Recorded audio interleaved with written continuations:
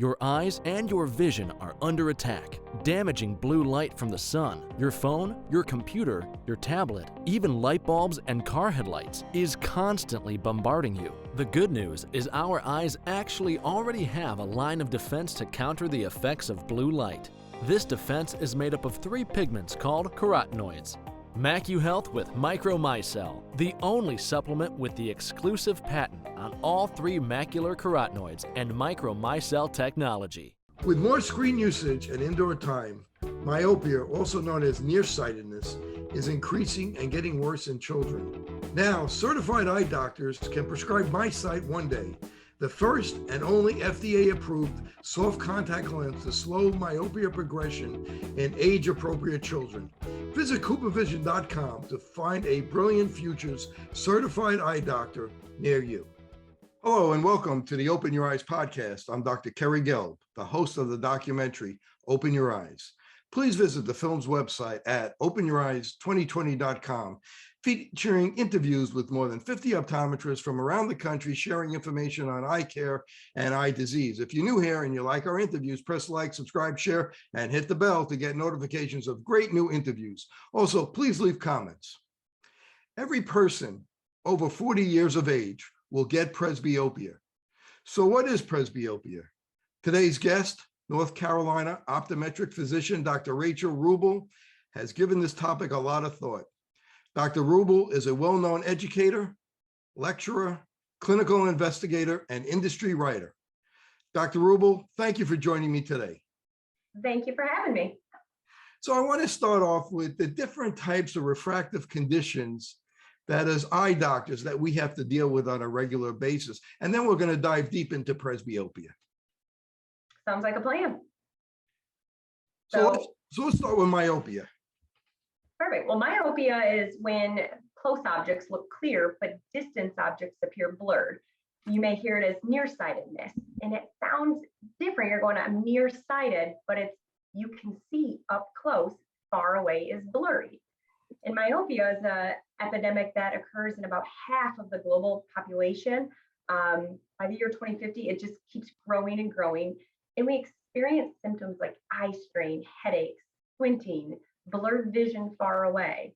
It's actually the second most common cause of global blindness in the world.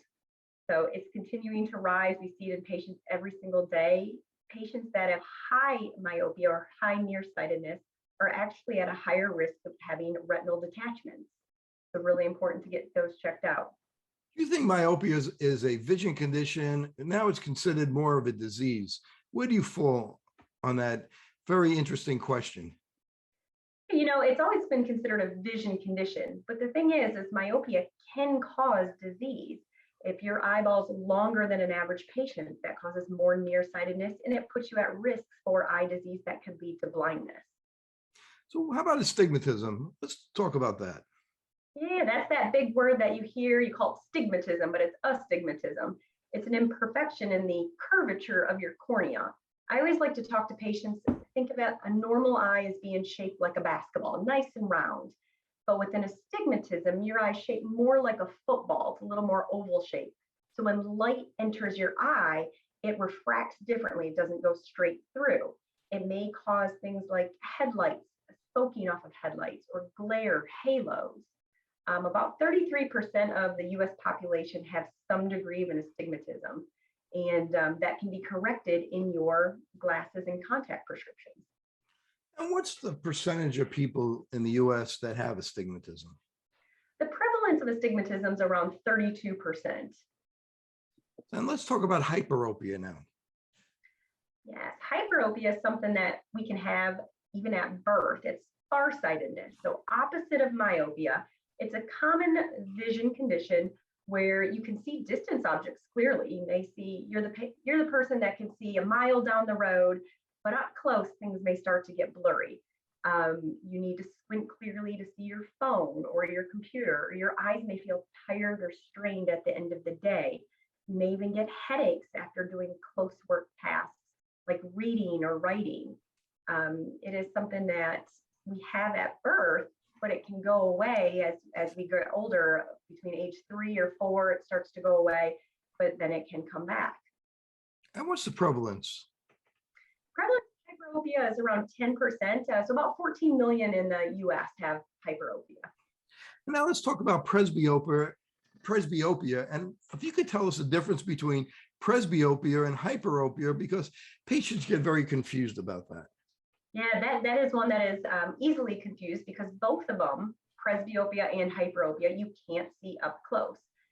Presbyopia, though, it's due to the eye's ability to focus on near objects. And there's lots of theories behind what causes it, but it's something that where our eye's ability to focus starts to decrease. Sometime between your 35th and 45th birthday, you wake up to the reality that your arms are no longer long enough to hold that medicine bottle to see it clearly. While it's not pathological, you're not born with presbyopia, it does still require treatment to correct that near vision.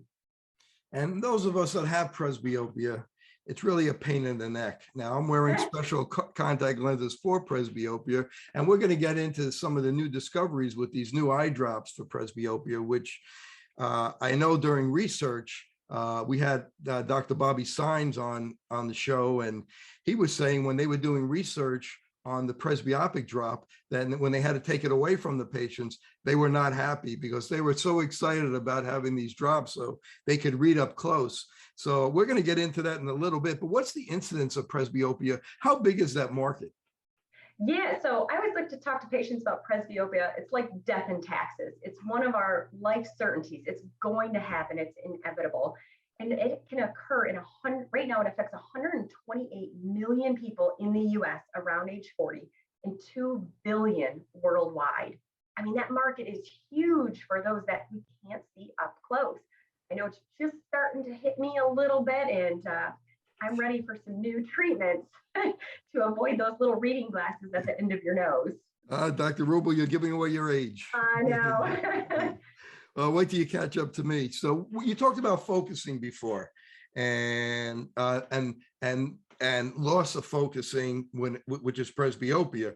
So focusing in optometry, and the medical term is accommodation. So explain accommodation and some of the theories of how it works and why we need to accommodate. Yeah, no, the process of accommodation is really the most single-studied physiological process in the visual system. We still don't fully understand all of its intricacies. There's some theories that during accommodation, the ciliary muscle, it contracts, and thus the lens diameter in the eye is reduced. There's zonule fibers around the lens that can relax, and the lens shape will become more spherical or round. And that is when the lens is moving back and forth, we accommodate to see up close. So when we lose that ability, we become presbyopic. Explain what happens as we get older. What's happening to the lens, and why aren't we able to accommodate anymore? Yeah, that's the question there. And the theory is that the lens moves away from the zonules, they move away from the equator of the lens, so the central portion there. It flattens the periphery of the lens, causing the center of the lens to expand, adding plus power. So it's not able to focus if we don't have that ability to contract that lens. So what are the current treatments now? Somebody comes into your office and they're over 40 and they can't read up close, or they're already wearing glasses, but now they can't read up close with their glasses.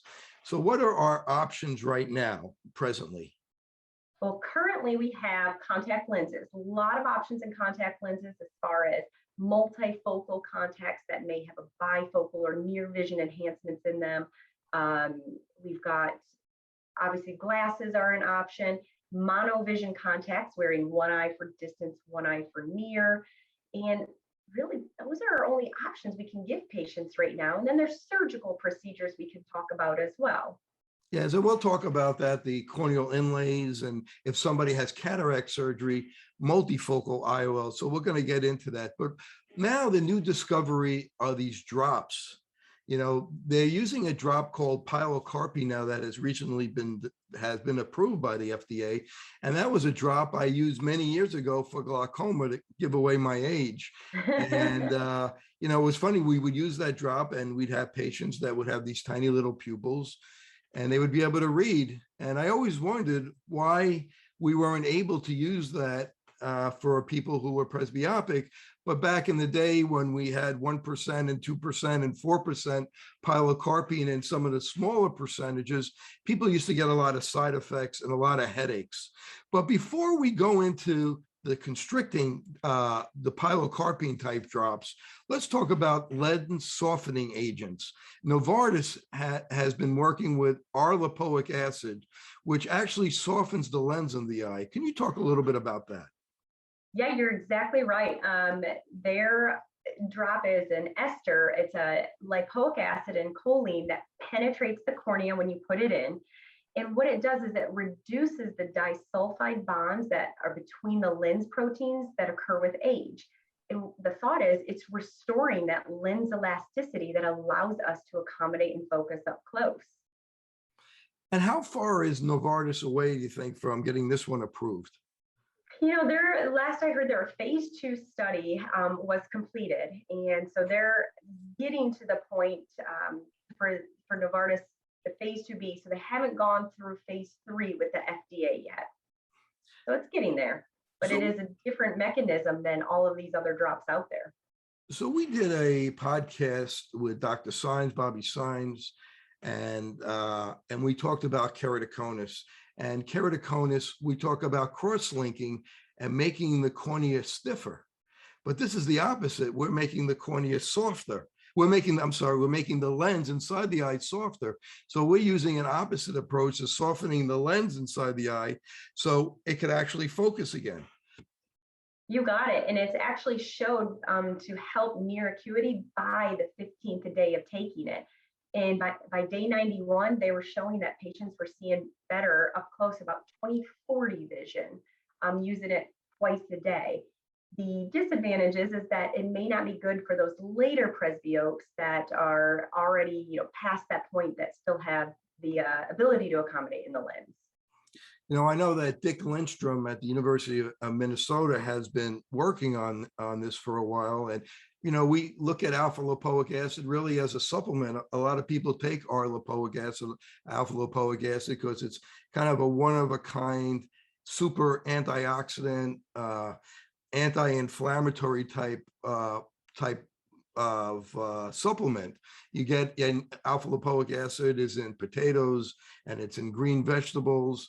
So, and it actually helps with the process of glucose. So it's interesting that alpha lipoic acid they could make it as a prodrug to get it through the front of the eye, through the cornea, to the lens of the eye, to actually soften it and make it more flexible as an uncross-linking. Yeah, that's exactly what it's doing. Once it penetrates the cornea, it's reducing the disulfide bonds that are in the lens there, and that's what's allowing it to restore that elasticity to accommodate. But you're exactly right. This is something that has been around for many years that we take, and that it can penetrate the cornea and cause us to be able to see up close again is incredible. So let's look where we are today. It's very exciting because a new medication has been approved by the FDA that you're going to be going to your doctor's office to get this medication. And it causes the pupil to constrict. They're called myotics, and they constrict the pupil. Give us a little background on that.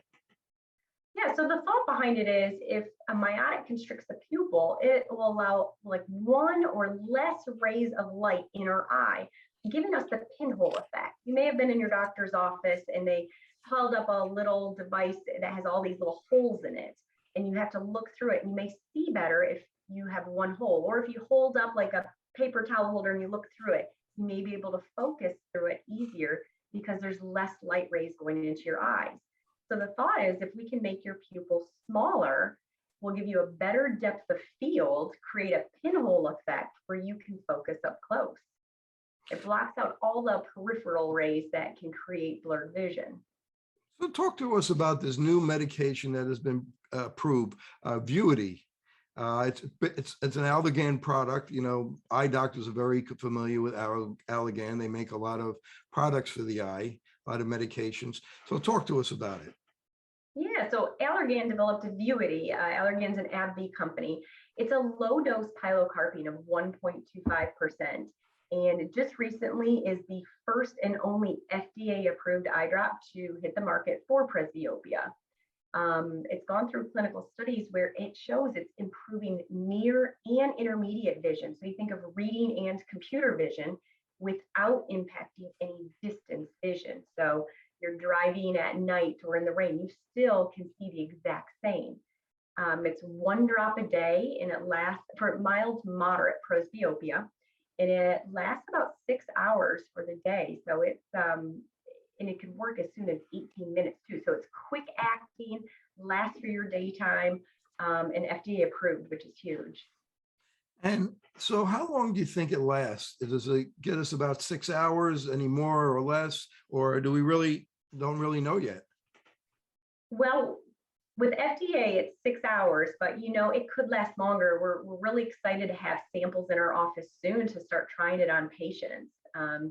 The FDA has evaluated 2 big studies, Gemini 1 and 2, on efficacy and safety and tolerability of the drop. And it's fast acting. You can gain 3 lines or more of vision on a reading chart, and that can be a difference of reading a menu versus not seeing the menu. So very low side effects as well. Less than 5% of people had headaches and eye redness in the studies. So back in the day when we used to use pilocarpine, we were very concerned about retinal detachment because some people would get retinal detachment, even the side effect of cataracts. How have they dealt, Allergan, with these side effect profiles and trying to prevent these side effects when the masses start taking this medication?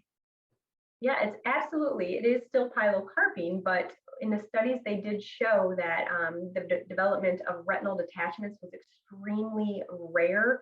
And it's still something that needs to be addressed. We still can't just prescribe this to anyone. A patient still needs to have a full comprehensive health examination of their eyes to make sure they aren't a candidate that's already at risk for that. And how do you think we're going to be able to use this with multifocal contact lenses?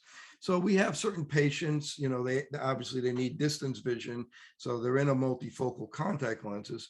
What do you think about maybe using this in combination for those patients? They're doing well with the multifocal contact lenses, but say on a scale 1 to 10, they look at their reading like an 8, and they want to get their reading maybe to a 10, and they want to see the really small print. Even if they don't look at it very often, they want that ability. Have you thought about that? And what do you think of the combination of the two? I think that's exactly what the perfect candidate is, because it's not something that's going to cure you. It's not something you use once and it's done. This is a drop that we can add to a patient's toolbox. If a patient's in contact lenses, I still want them to have glasses as a backup. They may be able to use contact lenses, the multifocal candidate that you were referring to, with the drop to achieve an improvement in their near vision if the multifocal doesn't quite get there. So I think it's just another tool that we can add to a patient's toolbox to give them that perfect vision in all of their daily activities. I believe in the studies in the Gemini 1 and 2, they worked with patients that were between 40 and 55. But how about our patients over 55? We don't have a lot of experience, but theoretically, you think it could help those patients as well? To say it's nobody in particular that I'm talking about, but you think they can help those patients? No, that's with the studies we just don't know, but I'm curious if someone that is over 55 uses the drop, could they achieve intermediate vision? Could they achieve some near vision and need maybe less strength in their multifocal and reading glasses? I think absolutely, and only time will tell, but it is going to be soon, as those drops are going to hit in the market very soon. So do you think it's going to have an impact on the over-the-counter readers? I hope it does, because what I see patients coming in every day wearing, they're like, hey, I'm wearing this over-the-counter reader. I grabbed it, I can see out of it. And we find it's nowhere near the strength they may need, or they have 2 different eyes and they're straining one eye because it works for the other eye. So I think it'll really drive patients into our offices to assess that near vision along with the whole health of their eye to make sure that they're getting the proper treatment for presbyopia. I think that's a great point, because when I did my residency, I remember we had this gentleman come in. I mean, this is a common story, but this gentleman in particular, and every year he would buy over-the-counter reading glasses, and he came in and he was around 55, between 55 and 60. And he goes, well, these reading glasses I'm buying, I can't see any of them anymore. And he had glaucoma. And unfortunately, he was blind, almost blind in one eye, and the other eye was on its way to becoming blind. Yeah, those are the exact stories we see. These patients go, hey, I've been wearing these all these years. Why do I need to go to the eye doctor? And there can be so many underlying conditions. I had a patient this morning that came in and just over 44 years old female, and looked at the back of their eye, had retinal hemorrhages. We're sending her for carotid Doppler ultrasound. And she's like, I was just here to get glasses. But we found out it wasn't a glasses issue. You just never know, is it just presbyopia that we have all these options to treat it with, or something underlying that, we can help with as well?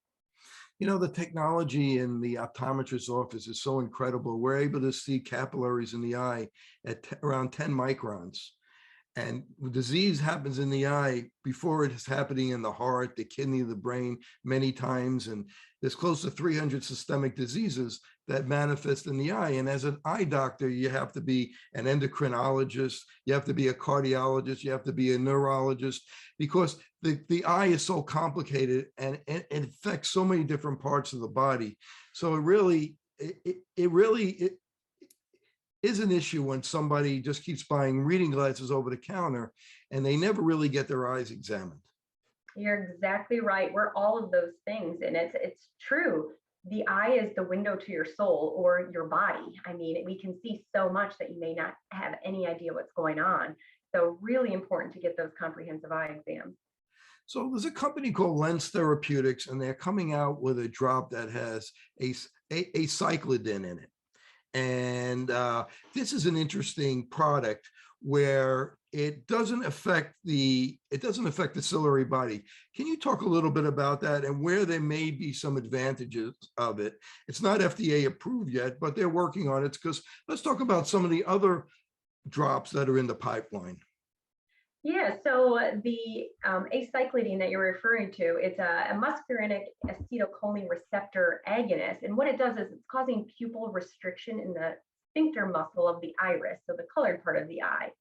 It's currently in phase 2 clinical trials, and they are finding that because of that pupil constriction, again, reducing the size of the pupil, you're able to gain 3 lines of near vision for reading up close. And again, that's huge.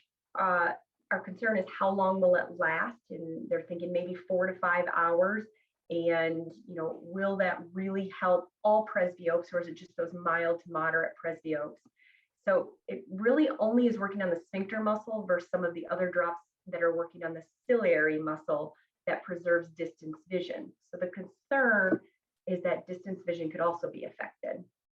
And I know they got a big infusion of cash to help promote their company and this drop. So I'm anxious to see going forward how their studies work out, because of the way they're going just after the pupillary sphincter, they're trying to really avoid the headaches and the possible side effects that you may get from some of the other miotics that we're going to find out in the future. Yep, you're exactly right. Headaches always seems to be the big question when you are talking about the ones working on the ciliary muscles. Fortunately, with the one that has FDA approved Vuity, it is less than 5%. So we were very excited with those results. And we're just hoping it doesn't trigger any migraines or things like that. Now, there's another company out of Israel, Orasis, or I'm not sure how they say it, but they're also coming out with a combination drug, but they're adding a non-steroidal anti-inflammatory medication to decrease side effects. If you could talk about that. Yeah, so when you think of a non-steroidal, think of it like you're taking an aspirin, and you take that for discomfort, take a Tylenol for discomfort, you have some pain.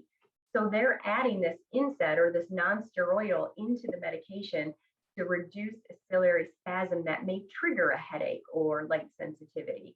So that's being added in this new, it's a miotic. So again, it's shrinking the pupil along with the NSAID to decrease pain and discomfort that could trigger a headache. And there's a company called iFocus, Oryx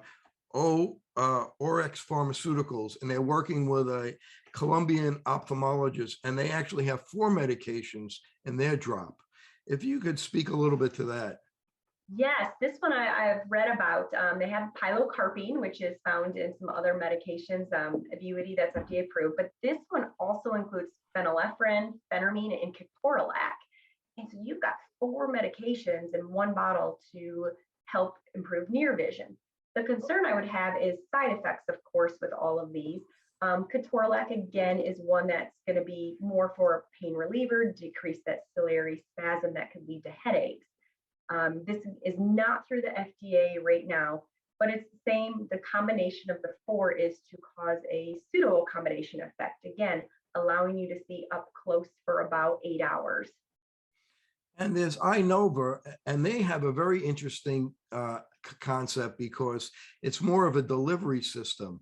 So instead of giving a big drop worth of it, because we know as eye doctors, when we give somebody a drop, we tell them to take a glaucoma drop or a dry eye drop, half of it goes down the face because they can't make the dropper small enough to get a little bit out.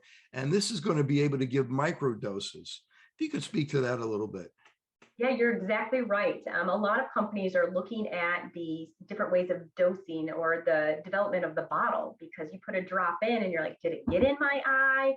Oh, I'll add another one. Is too many. And you're right, it drips down the face. You may have multiple drops in the eye. So this is a little OptiJet dispenser that is used where so only 1/5 of the drug volume of the traditional eyedropper is actually dispensed. So it's more consistent, it's targeted compared to a typical eyedropper from a bottle. And that's really exciting, especially for our myopia patients who we're doing myopia management or control with little kids who we want to microdose them with their type of delivery system with 1/5 the medication. And if we could get the same effect, they don't have to use as much drug of atropine. And they're looking at this for glaucoma patients as well. Yes, that's exactly right. So less side effects is always a good thing. We just want to make sure it's still getting the active ingredient into the eye to get the full effect. But you're exactly right. Myopic progression is hugely talked about. We're doing it in our office, trying to decrease that change in nearsightedness over time. And drops are one of the ways we can do that. And this is, to me, this is really exciting technology, but no guarantees from the management.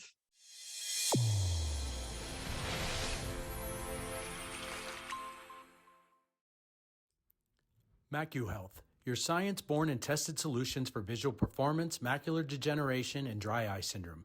New products coming soon. Embrace the science. So how about anything else in the pipeline that you think might be coming out that we didn't talk about? Well, as far as drops, there's numerous ones coming out, one that's FDA approved, but there's also going to be things like surgeries. Surgical options are always changing. There's some that have been around that may not do as well, some new ones that are coming out. And but really kind of looking at the drugs that we're able to prescribe to change the shape of the lens, to change how we focus is going to be huge. I know we're really excited about Avuity, and we can't wait to use it. And some of us can't wait to use it either. I'm not going to mention any names. Yeah, hopefully very, very soon here. So I'm excited. So let's talk about contact lenses for people that have presbyopia. So, and talk about the different types of contact lenses, first of all, that we could use for people that need presbyopic correction. Yeah, absolutely. So a lot of times I have patients come in and they're like, well, I can't see far away or up close. I guess I don't have options anymore. Like I just have to wear the cheater readers. And I'm going, whoa, let's talk about all of these options. I mean, contact lenses, we've got hard contacts, soft contacts. We have hard contacts can be gas permeable, rigid gas perm, scleral lenses that have a bifocal reader in them. Same thing with multifocal soft contact lenses. When I started practicing about 11 years ago, we only had really one or two companies that had multifocal contact lens options. But now we've got Bausch & Lomb, Johnson & Johnson, Cooper Vision, I mean, Alcon, all have options out there for multifocals in dailies, 2 weeks, and 30-day contact lenses, and all different materials too. So the most common ones are soft contact lenses, and single use are becoming much more popular. And then there's the center near and the center distance contact lenses. So talk about the difference when we may use a center near contact lens, a center distance contact lens. What's the difference? What does it mean to a patient or even a student who's listening to this or a doctor who's listening to this? Oh, great question, because it's not just like a lined bifocal. You've seen those glasses with the line running across them. Above the line's distance, below the line's reading. We've got different designs of contact lenses now. A distance center lens will have the distance prescription right in the center. So when you have that contact on, you can see straight ahead. But throughout the lens in the periphery, you have your near vision. So if you're looking down, if you're looking just off to the side to see your phone, you're able to see that near vision up close. Now, as an early presbyope, you may not need full near correction yet. You just may need a little bit to get you going, where distance is the primary focus. But as we get a little bit older and our near vision changes, which is inevitable, happens to all of us, we may switch over to one eye having a near center lens. So near center is where the near correction for reading up close is in the center. So it allows that eye to really focus up close, where the opposite eye is still distance center. So you still have one eye that can really focus for driving down the road, and the other eye, the near center, for reading up close, to give you that balanced vision between the two eyes. And all four of the manufacturers make single use and maybe reusable multifocal contact lenses. And I have to say, with the single use multifocal contact lenses, because of all the technology the companies are putting into it, whether it's Cooper Vision, Alcon, Johnson & Johnson Vision, Bausch & Lomb, we're getting fantastic results. Oh, it's incredible. I mean, we can really look at all the materials, the modalities. You know, as we get older, our eyes tend to dry out a little bit more. So a lens that you could wear for 30 days, it may dry out, lose its properties of that comfort and lubrication throughout the month. So dailies, the ones you throw away each day, are a great option to have a fresh, hydrated lens on the eye each day. So the technology that keeps coming out is just incredible. Question I get sometimes from patients is, do we ever use one company in one eye and the other company in the other eye? You know, I absolutely have. Sometimes one company's lens may have a little bit better distance focusing center, and another company may have a little better near focusing center. So I have switched them up. There's no right or wrong. We've got to find what's the best balance between your eyes, because we all have different eyes. Every patient's going to be different. And is there a difference between a multifocal and a bifocal contact lens? Yes. So like I said, a bifocal, think of it with the line running across, very black and white. Above the line's distance, below the line's reading, is very abrupt change in the vision. A multifocal is much more smooth and a gradual transition between the prescription for reading up close to seeing things far away. It makes it an easier, kind of like a progressive for eyeglasses, where it's a gradual transition or change. And who's a good candidate for multifocal contacts? And what are some of the questions you might ask before you fit them with a multifocal contact? Yeah, that's a great question. You know, we have patients every day come in and go, I was told I can't wear contacts. They don't make my prescription, or I still have to wear reading glasses, or my eyes are too dry. It's really important to talk with your eye doctor about your lifestyle. What do you do for a living? How many hours a day are you on a computer? What are your hobbies? What are your daily activities that you like to do? Because we want to tailor a prescription right for your whole day, not just a section of your day. We're going to look at the health of the eye to determine, is your cornea stable to handle a contact all day, or is it maybe a little more dryness? We have to look at different materials. So really important to communicate with your eye doctor your goals of a contact lens in order for them to give you the best proper fit. And when you're fitting these lenses, especially if you're using single-use contact lenses, people that have never worn contact lenses in their whole life, sometimes they're afraid they're not going to be able to get the contact lens in or out. How do you reassure the patients that they could do that? Oh, absolutely. We get that every day. And one, when I'm looking at those patients, they're going, I'm really nervous. I don't think I'll be able to get it in my eye. I always want to select a low modulus lens. And what that means, it's a lens that's easier to handle. And again, talk with your eye doctor about that. There's lenses that are easier to maintain their shape on the finger as you get closer to the eye. Really important to have an insertion and training course in with your eye doctor. We have our staff or technicians train patients how to put them in, take them out, go over different tips, tricks, techniques, and they even watch a video in our office just to make sure that they can handle anything that may happen at home. So multifocal contacts, do you usually find that the trick is getting to see distance, getting him to see near, or does it really vary from patient to patient? Every patient is different. I never want to say, hey, you've got to choose which vision, which distance do you want to see? I like to find a balance between distance and near vision. And sometimes it may get a little tricky, especially if we have different prescriptions, especially as we get older, our distance and near prescriptions are different. So we really want to make sure we're achieving the patient's goal and what they want to see and use the lens for on a daily basis. Multifocal contacts has been an incredible discovery and invention. A number of years ago, I looked up the 10 or 20 greatest discoveries in medicine, and contact lenses wasn't on the list, but it really should be on the list because it's just amazing that I could sit here and talk to you and I'm wearing contact lenses and it's just fantastic. And I'm wearing one-day contact lenses. And I really think it's been taken for granted. Yeah, you're exactly right.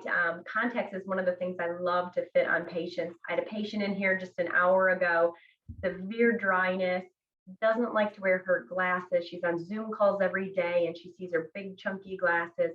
So we fit her in a scleral contact lens. It's going to help keep her eyes comfortable, less dry, and we're able to put a multifocal in the lens so she can see at all distances. So the technology is just incredible. And do you have any tricks for fitting multifocal contact lenses? Yes, dominant eye. Your eye doctor should absolutely be checking your dominant eye. So some patients go, I shoot with my right eye, and you're going, great, I still check it.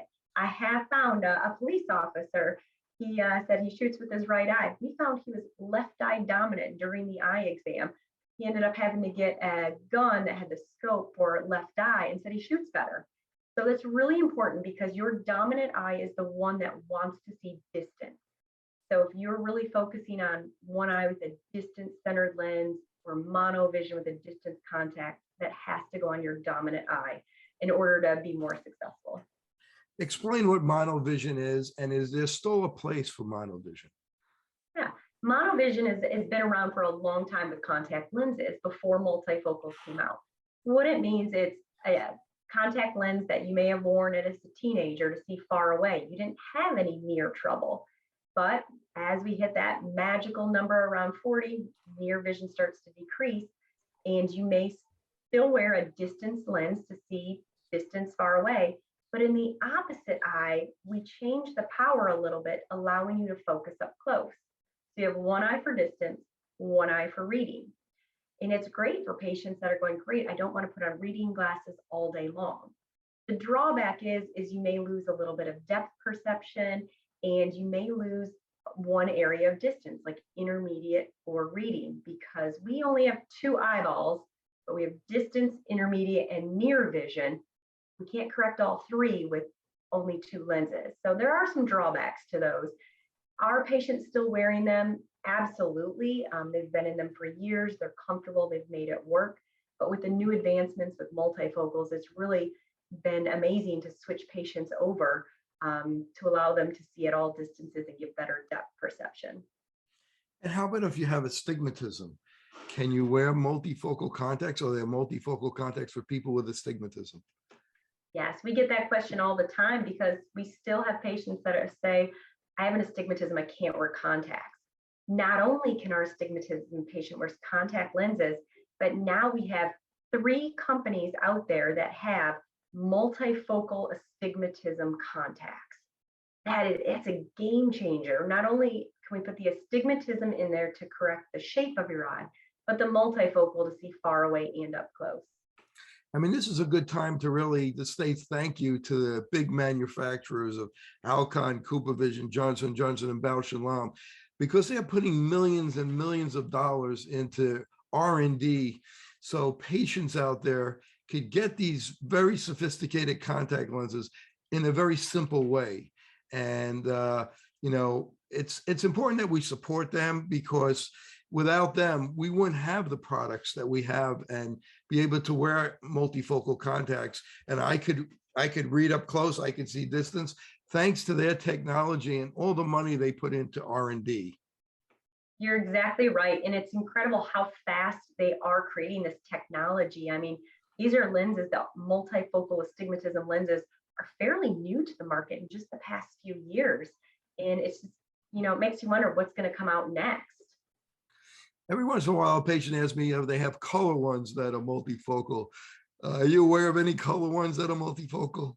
I am not. I do get asked that question. You know, you never know what's in the pipeline coming down the road, but, you know, maybe a colored contact with a drop like Vuity to help near vision could be the combination a patient could use. That's great idea. So let's switch over to surgical options. And, you know, with the surgical options, they're kind of doing what the drops are doing. They're doing these inlays there, and they put these inlays into the front part of the eye, the cornea, to create a pinhole effect in one of the eyes and kind of make it like a monovision.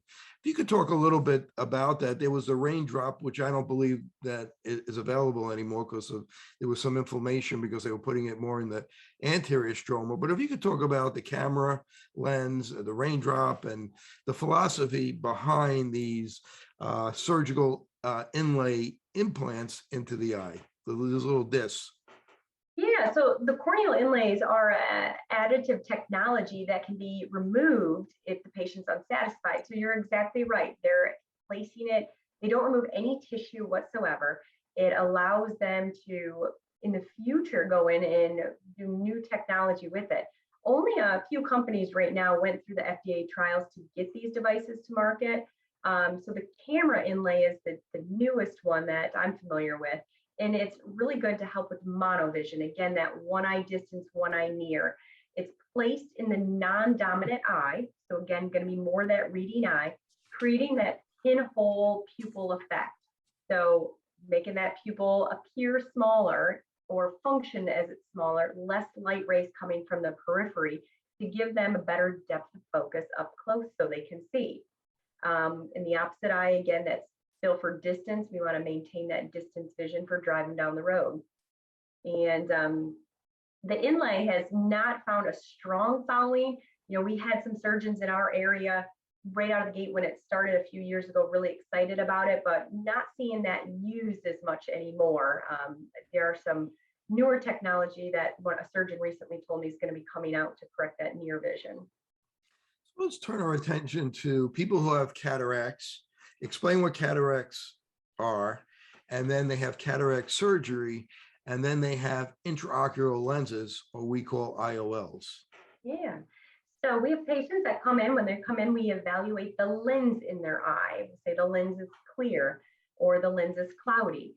And what that is we're all born with this crystalline lens in our eye, nice, beautiful, clear lens right behind the pupil, and allows us to see. You know, light comes through this clear lens. But over time, it can get cloudy. And think of it like a windshield. The windshield gets foggy, hazy, frosted over. You have a hard time seeing through it. Well, when that happens, we can surgically remove the lens in your eye and replace it with an artificial lens or an artificial implant. And it used to be, a patient would go have surgery, they'd get their standard implant, allow them to see far away, hopefully. But now with technology, there's many options on intraocular implants to be placed in the eye. So if you could talk a little bit about the different type of intraocular implants that could give us to be able to read up close.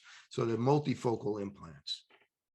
Yeah, so yeah, I talked about the standard implants, and that's typically what insurance will cover as a standard implant. But then there's also premium intraocular implants, and there's different types. And I'll talk to patients about if they're a candidate for them. There may be toric intraocular lenses or multifocal intraocular lenses. Toric is for those patients that have an astigmatism, and multifocal is for patients that want that correction far away and up close. There are different multifocal options on the market now to allow that to happen. And there's an accommodative multifocal implant that Bausch & Lomb makes. Can you talk a little bit about how that one works?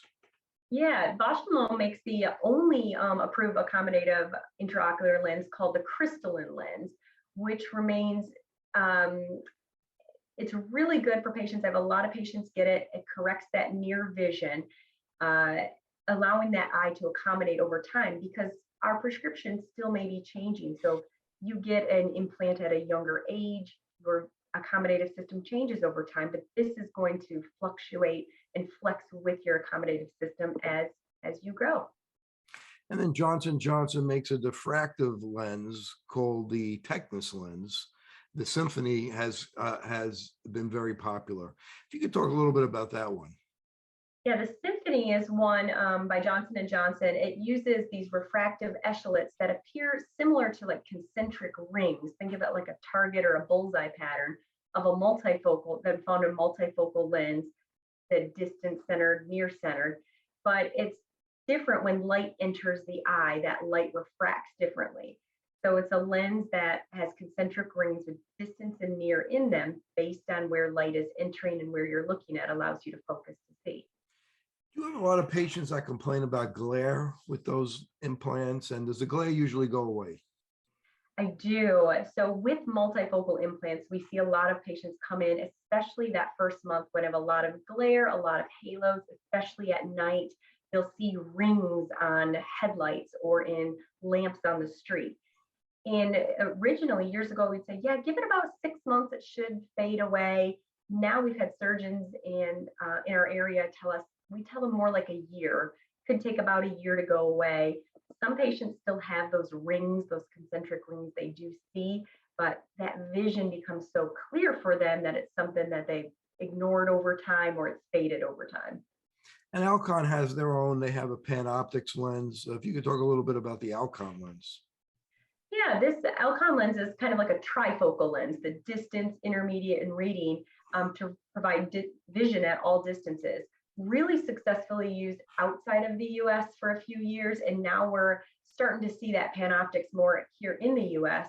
The reports are really quite encouraging. A lot of successful stories with patients that have had this lens. Less glare with it too, which is, I think, is going to be a game changer.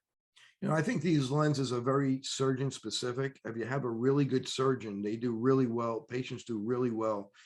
And they're really excited about their vision, that they have cataract surgery and they can see distance, they can see reading, and it's almost like a miracle for these people. It's great, but it is very surgeon specific, I've noticed.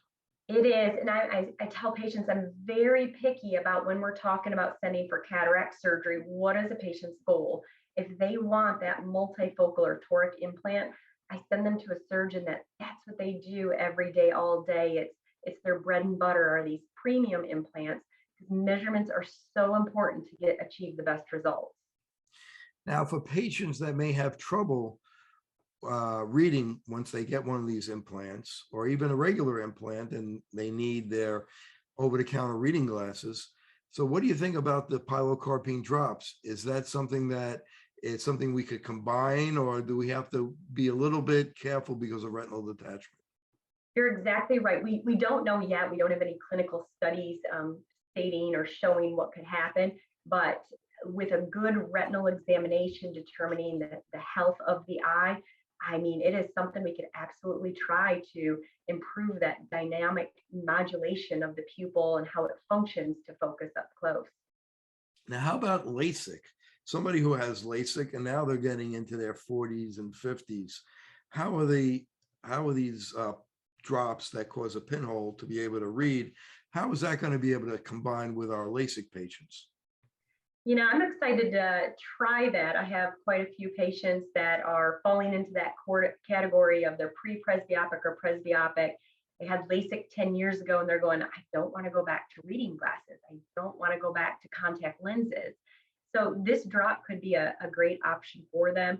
Just, again, full health exam to make sure they're a great candidate for that, monitoring them to make sure that they're achieving the vision that they need.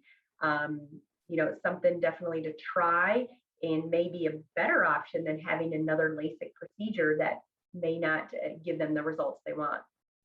A question that non-eye doctors out there might be asking, is there also an increased risk of retinal detachment with LASIK like we would have after cataract surgery? So if you could explain how LASIK is working on a different part of the eye.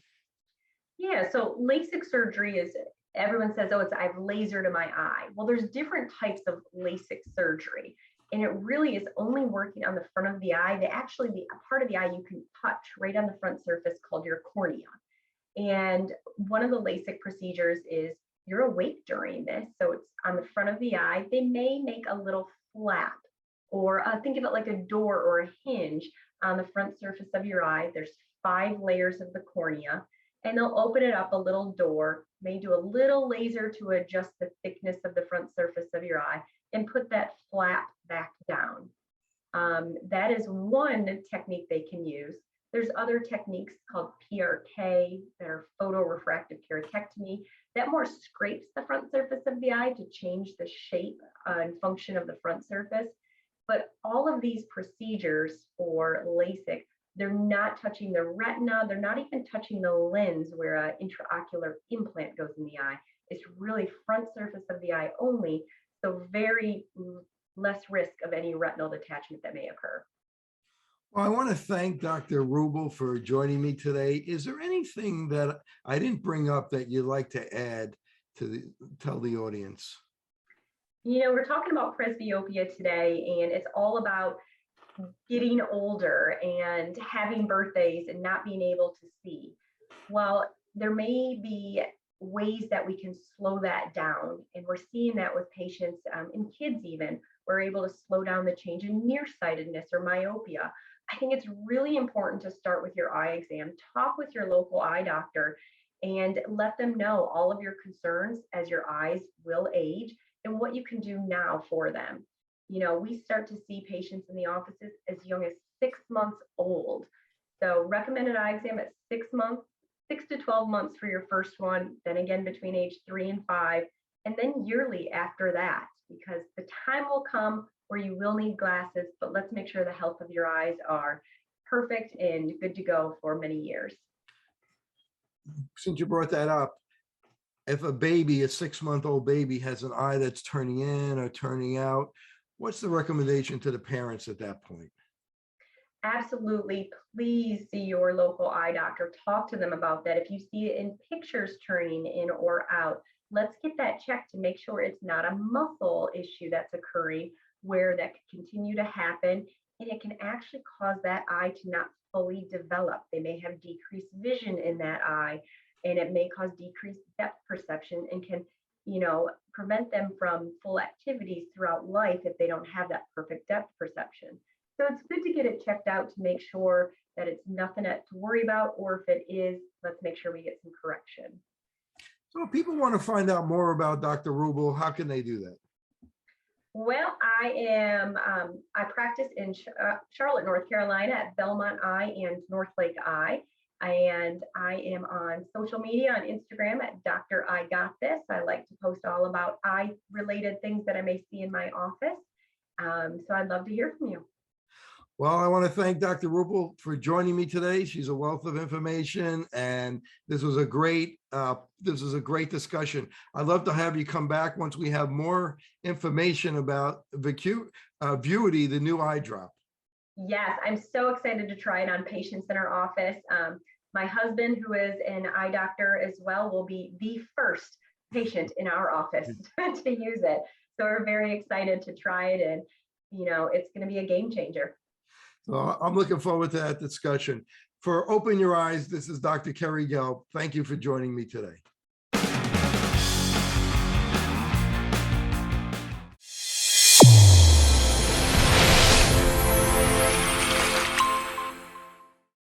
Your eyes and your vision are under attack, damaging blue light from the sun. Your phone, your computer, your tablet, even light bulbs and car headlights is constantly bombarding you. The good news is our eyes actually already have a line of defense to counter the effects of blue light.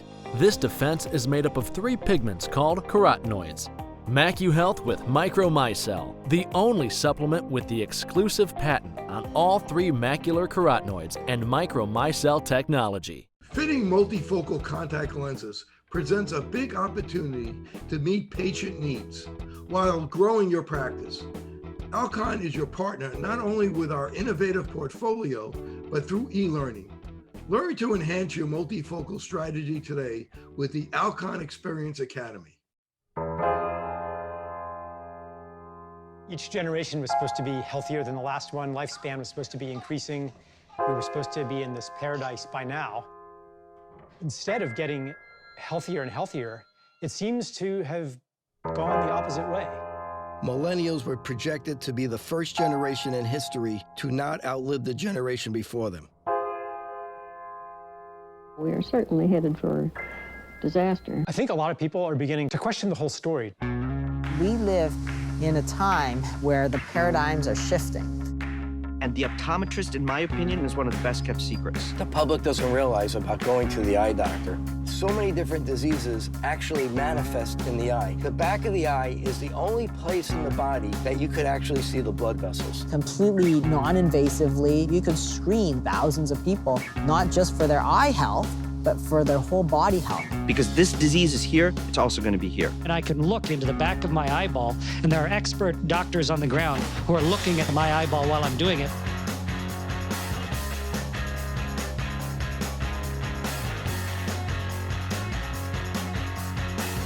The eye is the canary of the mind.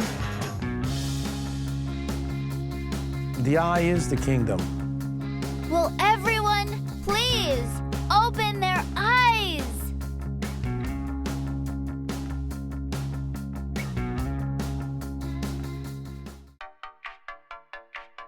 Since I bought Safe For You, my dad makes me clean his boat. Es natural y es un buen producto. Every time I go back to school, my mom always makes sure that I have my Safe For You products. I bring extra, and my roommates certainly don't mind. It's a good thing I had Safe For You to clean up after this little guy. When my hands get dry, I like to wash them with Safe For You.